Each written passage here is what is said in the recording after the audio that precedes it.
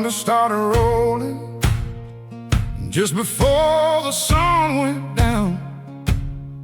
Over fields outside McCrary, near the edge of our small town, Daddy stood upon the porch, watching dark clouds fill the sky. Mama whispered from the kitchen, storms don't last forever, child. But that year had been a hard one. The crops had barely grown, bill stacks high up on the counter, and the bank kept calling home. Every prayer felt unanswered, every day a little rougher, and every night we fought the fear that maybe things wouldn't get better. The lightning split the heavens, and the old house shook again. But Daddy bowed his head and prayed as the rain came rushing in. We were praying through the thunder, praying through the pouring rain, holding on to faith together when nothing else remained. Praying through the thunder, through the fear and through the doubt, believing God was listening even when we couldn't hear Him now. And every storm reminds me how grace can still be found when you're praying through the thunder as the world comes crashing down. 3 days of rain kept falling till the river left us bed. The lower fields disappeared and hope felt nearly dead. The church opened up its doors for every family hit the worst. Neighbors brought what little they had and somehow put each other first. Oh, Mr. Walker lost his barn, the Johnsons lost their crops, but every night beneath that roof the praying never stopped. The preacher read from Romans while children slept on pews, and somehow in the middle of that mess God gave us strength to move. The storm still raged around us, but something changed inside. Faith grew stronger than the fear we carried through the night. We were praying through the thunder, praying through the pouring rain, holding on to faith together when nothing else remained. Praying through the thunder, through the sorrow and the pain, believing God was working though we couldn't see His plan. And every storm reminds me how mercy still comes down when you're praying through the thunder as the world comes crashing down. Maybe faith ain't built in sunshine, maybe hope is born in storms, maybe God is closest to us when our hearts are tired and warm. Maybe every flood and heartbreak, every trial, every scar becomes another reminder of exactly where you are. We kept praying through the thunder till the clouds began to break, till the river slowly settled and the dawn began to wake. Praying through the thunder, now I understand. Somehow God was never absent from us, He was standing with us then and now. And every storm reminds me how grace can still be found when you're praying through the thunder as the heavens shake around. The sunrise touched the valley, and the hills began to shine. Somewhere beyond the silence, peace finally filled our minds.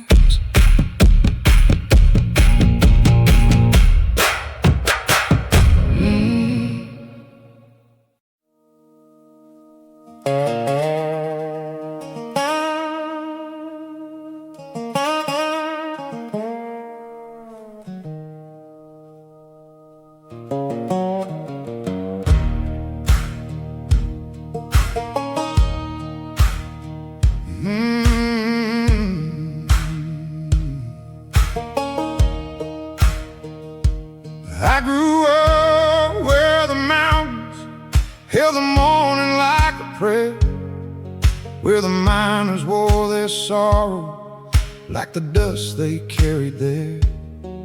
Daddy worked the black stone shaft till his hands turned hard as stone. Mama sang old gospel hymns to keep our hearts from feeling alone. The church sat on a hillside looking over tracks and trains, while the town kept getting smaller with every year of loss and pain. I thought I'd leave those mountains and never look behind, but some roads keep on calling no matter how far you drive. The wind rolled through the valley like a voice I used to know, and every mile of silence brought me closer to my soul. Grace found me in the coal dust where I thought no light could shine, down among the broken dreamers and the ghosts we leave behind.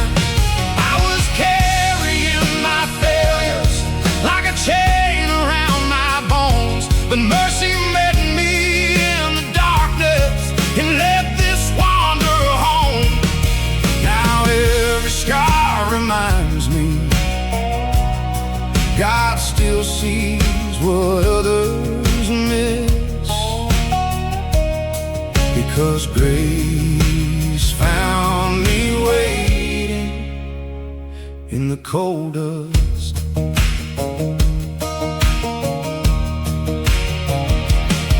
I came back one November when the leaves had turned to fire, and the mine stood cold and silent like the graveyard of desire.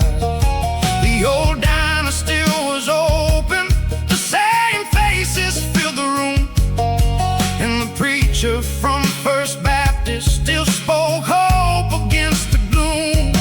Mama's Bible sat there waiting on the kitchen table warm, like it knew I'd finally come back, tired and weathered from the storm. I opened up to Psalms and tears fell on the page.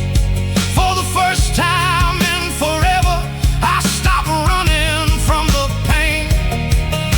The church bell rang at sunset through the cold Appalachian air, and something deep inside me began to answer there. Grace found me in the coal dust where forgotten people pray, where the mountains keep on standing when everything else fades away. I was drowning in regret, trying hard to hide the ache, but heaven walked those back roads and found me where I broke. Now every scar reminds me God still calls us by our name, because grace found me waiting in the coal dust once again. Maybe God still walks the hollows where the miners used to stand. Maybe mercy still lives quietly in the cracks of weathered hands. Maybe every road I wandered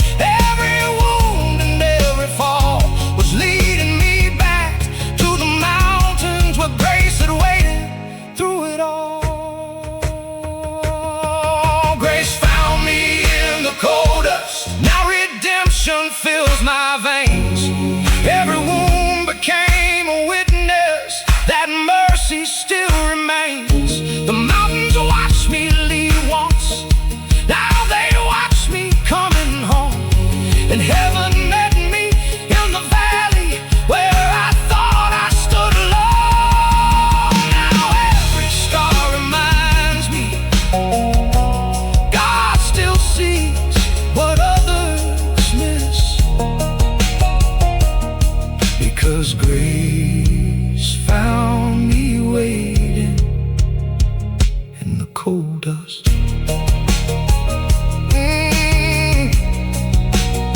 The dawn broke over the black stone, and the hills turned gold again. Somewhere beyond the silence, I finally felt whole again.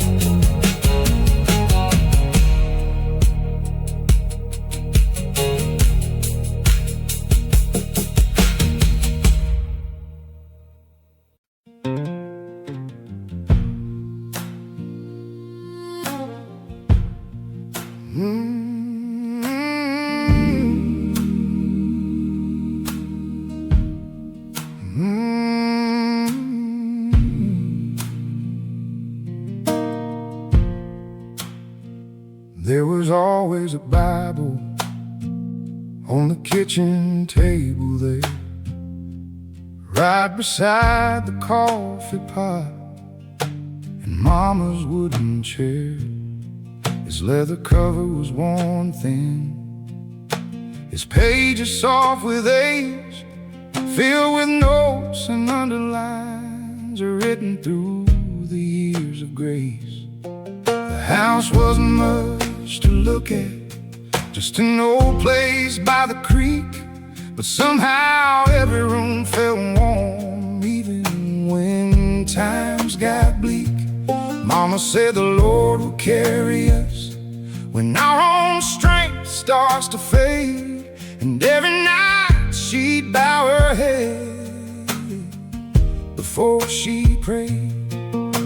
The screen door rocked in the wind as the mountains settled low, and her voice drifted through the darkness like a river moving slow.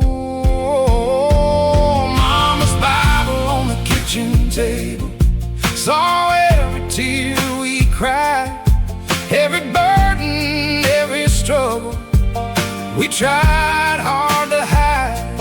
Mama's Bible on the kitchen table stayed open through the years, holding promises together through heartache and through fear. And even now I see it there whenever I close my eyes. Mama's Bible on the kitchen table still guides my life.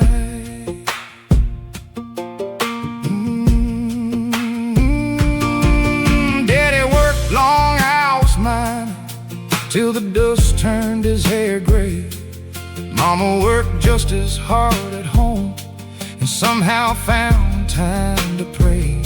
When money got scarce in winter and the bills stacked up too high, she'd open up to Matthew and remind us we'd survive.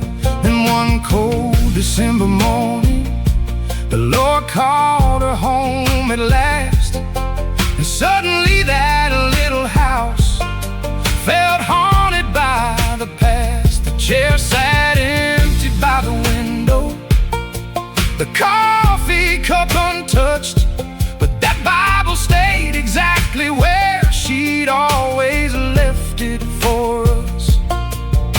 I opened it one evening when loneliness got deep, and found my name beside a verse Mama had marked for me. Mama's Bible on the kitchen table knew every prayer she prayed, every hope she held on to when the sky turned dark and gray. Mama's Bible on the kitchen table still speaks to me somehow, like her voice is in the pages calling to me now. And every time I read it, I feel table still guides my life. Maybe faith lives in the little things the world forgets to see. A worn-out chair, a family meal, a very smart carefully. Maybe heaven leaves reminders for the ones still walking through, little pieces of the people who helped us find the truth. Mama's Bible on the kitchen table now means more than words can say. It's a map back to redemption when I start to lose my way. Oh, Mama's Bible on the kitchen table still points me toward the light. Through every storm and every valley, through every lonely night. And when they lay me down someday, beyond these mountains wide, I hope they leave that Bible there, right by my side.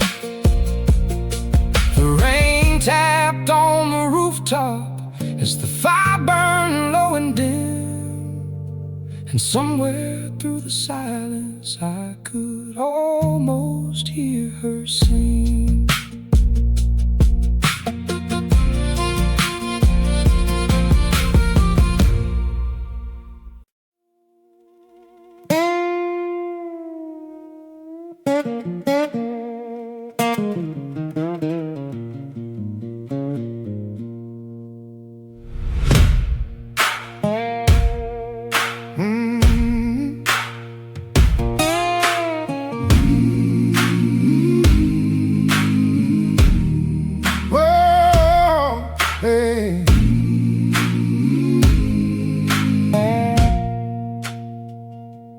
Daddy kept 2 pairs of boots by the back door of our home, one for working down the mine, one for church when Sunday come. His hands were black with coal dust, his knuckles scarred and worn, but every Sunday morning he'd kneel before the Lord. Mama ironed white shirts carefully till they looked brand new, though the elbows told the story of what poor folks had been through. And I remember asking Daddy why he bowed his head to pray when life had given him so little at the ending of the day. He said, "Son, faith ain't for easy roads, faith is for the climb. When your hands are full of dirt, but your heart still seeks the light. Sunday clothes and dirty hands, that's how we came to church, carrying all our burdens and everything that hurt. Sunday clothes and dirty hands, standing underneath that cross, learning grace ain't meant for perfect people. Grace is meant for all of us. And every hymn we sang together helped us understand that heaven loves the weary souls with dirty hands." I spent years running from that town and everything I knew, thinking city lights were brighter than the mountains I grew through. But every job felt empty, every paycheck came and went, and somewhere in the noise of life I forgot what living meant. Then one winter I came home again when Daddy's health was fading fast. The mines had mostly closed by then, and the good years had long passed. I sat beside his hospital bed, the snow fell on the pines, and he squeezed my hand and whispered, "Son, don't waste your life outrunning mine. The tears came without warning as the room grew still and quiet, and all the things I buried rose up from deep inside. Sunday clothes and dirty hands, that's what Daddy left with me. Not money, land, or riches, but the kind of faith that frees. Sunday clothes and dirty hands, and a Bible worn with age, showing me redemption's written on every weather page. Now every prayer reminds me what it means to stand as a broken man still reaching with dirty hands. Maybe God prefers the miners and the farmers in the field. Maybe heaven loves the people who know what it means to kneel. Maybe every scar we carry, every burden, every pain becomes another testimony of grace that still remains. Sunday clothes and dirty hands, now I understand at last why Daddy never hid his scars or tried to change his past. Sunday clothes and dirty hands, standing underneath the light, knowing mercy isn't earned, it's a gift we hold on tight. And when they lay me down someday beside this mountain land, I hope they say he knew the Lord with dirty hands. The church bell rang at sunset across the Appalachian sky, and somewhere in that old hymn I heard Daddy's voice reply.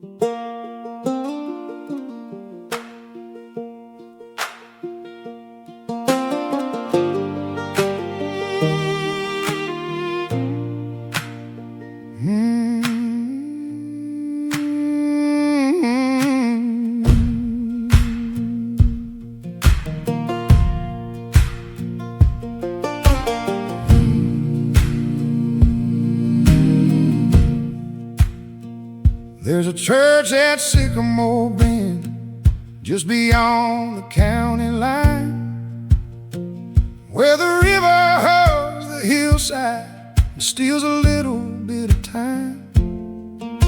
The paint is cracked and fading, the bell hangs old and worn, but every Sunday morning you can hear salvation born. Grandma sat on the front pew for nearly 40 years, praying for her children through heartbreak, doubt, and tears. She said some places hold a memory, some places hold a prayer, and every time I pass that church I still feel her standing there. The sycamores keep swaying like they know every name, and the river keeps on singing the same old hymn of grace at the church at Sycamore Bend, where broken people gather near, where the lost find a reason to believe that God still hears. At the church at Sycamore Bend, where mercy fills the air, I found the peace I've been chasing and the answer answer to my prayers. Now every road reminds me of the place where faith began, at the church at Sycamore Bend. I left that town at 18, certain I knew everything. I traded mountains for highways and routes for restless dreams. But the world can wear you down when your soul forgets its song. And the louder life got around me, the more I felt alone. Then one autumn I came back. When Grandpa passed away, the whole town filled that little church on a cold November day. The preacher spoke of heaven and the choir softly sang, and somewhere between the sorrow my heart began to change. The bell rang through the valley as the sunset touched the hills. And something in that moment brought a peace I'd never felt at the church at Sycamore Bend, where broken people gather near, where the lost find a reason to believe that God still hears. At the church at Sycamore Bend, where mercy fills the air, I found the peace I'd been chasing and the answer to my prayers. Now every road reminds me of the place where faith began, at the church at Sycamore Bend. Maybe God lives in the small things, in the places people pass. Maybe heaven feels a little closer where old roots still last. Maybe every road I wandered, every mile and every bend, was leading me back home again to Sycamore Bend. At the church at Sycamore Bend, now redemption fills my soul. Every wound became a witness of the grace that made me whole. At the church at Sycamore Bend, where the river meets the land, I found the mercy I'd been needing and finally learned to stand. Now every prayer reminds me that God knew me back then, at the church at Sycamore Bend. Though the morning fog rolled softly across the river's gentle curve, and somewhere through the silence I found exactly what I deserved. Not judgment, not regret,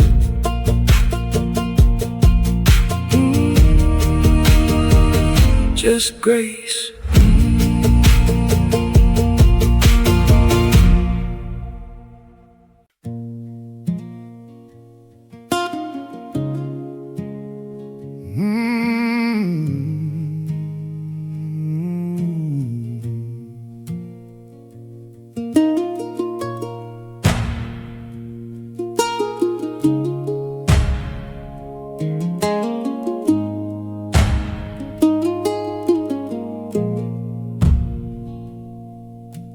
Drifter came to Black Creek on a cold October day, driving an old Chevy pickup held together by rust and faith.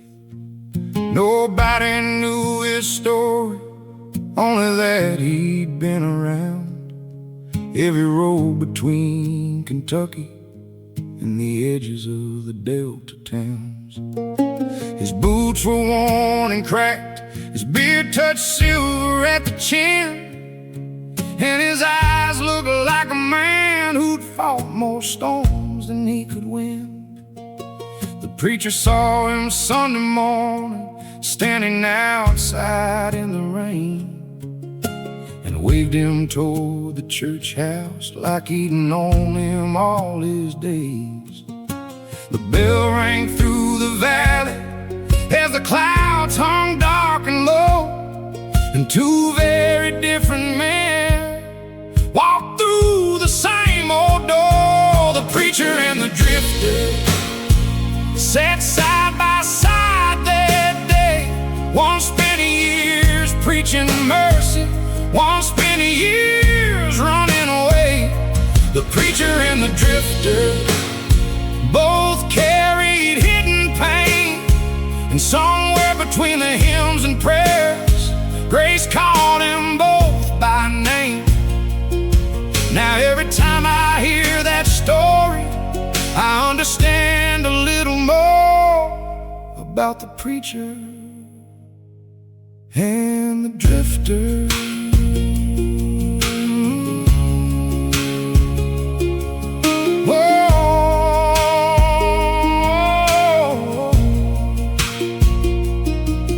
After service they shared coffee at a diner down the road. The preacher asked no questions, just listened while the story flowed. The drifter spoke of bad decisions, broken promises and pride, a marriage lost in Memphis, and a son he left behind.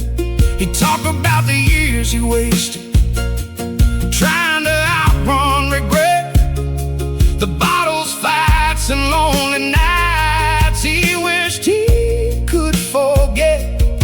The preacher never interrupted, just nodded now and then, because some wounds don't need advice, they simply need a friend. The train rolled through the valley as the afternoon turned gold, and every word felt lighter once it had been told. The preacher and the drifter sat side by side that day. One spent years preaching mercy, one spent years running away.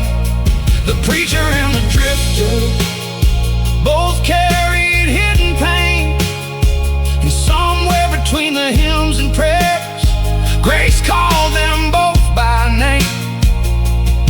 Now every time I hear that story, I understand a little more about the preacher and the drifter.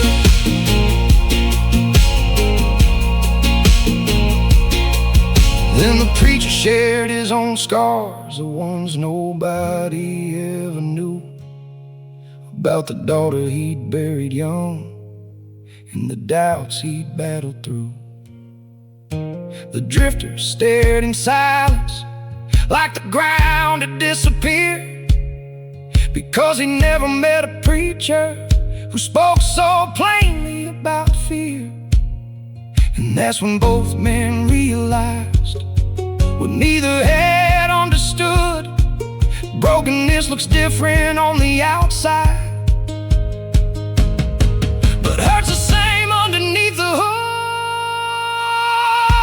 The preacher and the drifter prayed together late that night, two weary souls discovering grace shines brightest in the dark. The preacher and the drifter found something neither expected to find, that mercy isn't for the perfect, it's for the one still trying. Now every time I pass that church and hear that old bell roar, I think about the preacher and the drifter.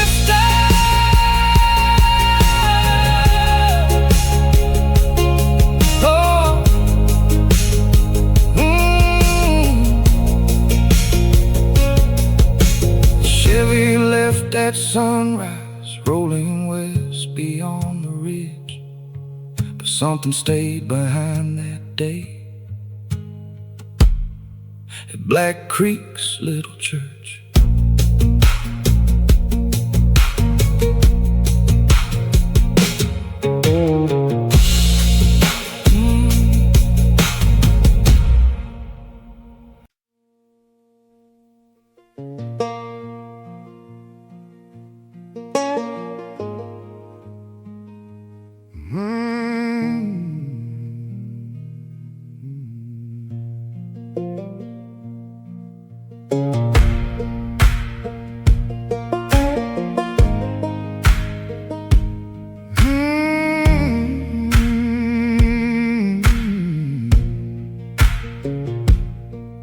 There's a river outside Ashe County where the sycamores lean low, and the water keeps on talking to the stones beneath the flow. Daddy taught me how to fish there long before he passed away. He said, son, this river knows you even when you've lost your way. I was 16 when I left home, chasing dreams beyond the ridge, trying hard to outrun poverty and the cracks beneath the bridge. But every town felt colder and every dollar felt the same.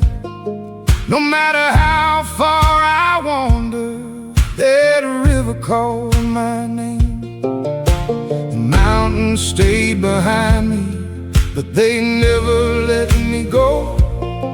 Some roots run deeper than we ever know. The river knew my name long before I lost my way, before the bars and broken promises, before I learned to run from pain. The river knew my name when I couldn't recognize my own, and mercy kept a place for me till the day I finally came home. Now every ripple tells me grace still flows the same, because the river knew my name.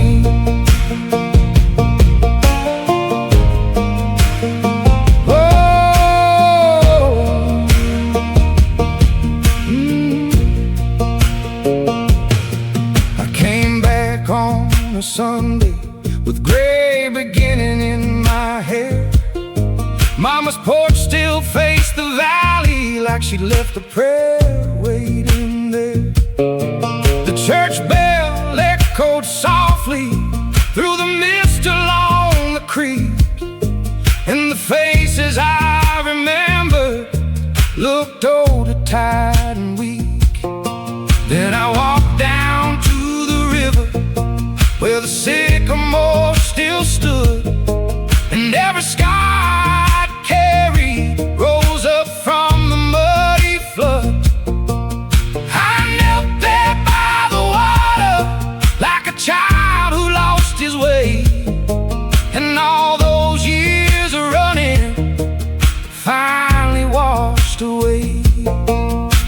The wind moved through the branches like heaven breathing low, and something in that silence reached my soul. The river knew my name when I thought I'd gone too far, when regret became my shadow and I carried every scar. The river knew my name when I couldn't see the light, and mercy waited patiently through every restless night. Now every current tells me grace still flows the same, because a river knew my name.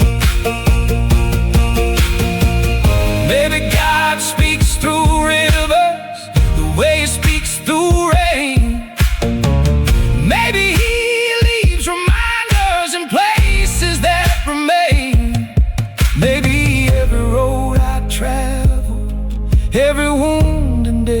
waterfall was leading me back to the water that remembered it all. The river knew my name before redemption found my soul, before the mountains called me back, before I finally came home. The river knew my name, and heaven knew it too.